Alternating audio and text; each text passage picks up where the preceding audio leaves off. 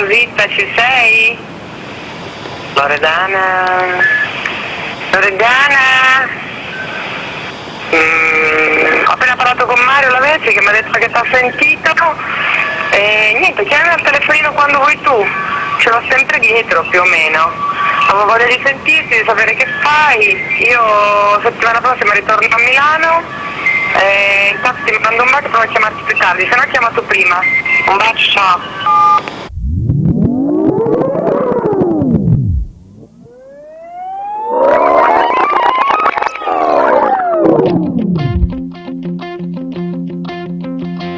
L'amore che non ha futuro solo per colpa di uno,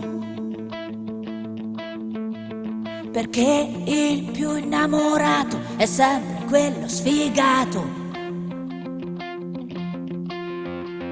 L'amore che sfida la sorte fa bella anche la morte. Per chi non vuole vivere senza o non ce la fa più, allora oggi non mi pento, intanto oggi non mi arrendo, e allora odio ancora il vento e non so fare a meno di te, e allora oggi non mi pento, intanto oggi non mi arrendo, e allora odio ancora il vento e non so fare a meno di te. L'amore che ti lascia affamato come un lupo d'inverno, quando al primo lamento trovi intorno il deserto.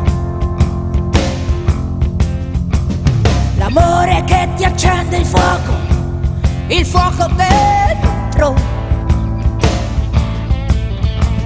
e senza nemmeno un addio qui vola basso anche Dio. Allora oggi non mi pento, e intanto oggi non mi arrendo, allora odio ancora il vento e non so fare a meno di te, e allora oggi non mi pento, intanto oggi non mi arrendo, e allora odio ancora il vento e non so fare a meno di te.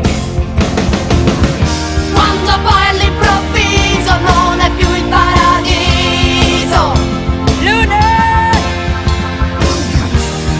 le stelle aperte sui deserti, o ancora il suono della sua voce che ci mette in croce, e allora oggi non mi pento, intanto oggi non mi arrendo, e allora odio ancora il vento e non so fare a meno di te, e allora oggi non mi pento, e allora oggi non mi arrendo, e allora odio ancora il vento, e odio quello che sa di te.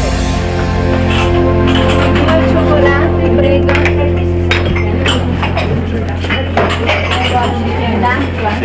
Due cioccolati, prego. Due cioccolati, prego. Tre cioccolate, prego.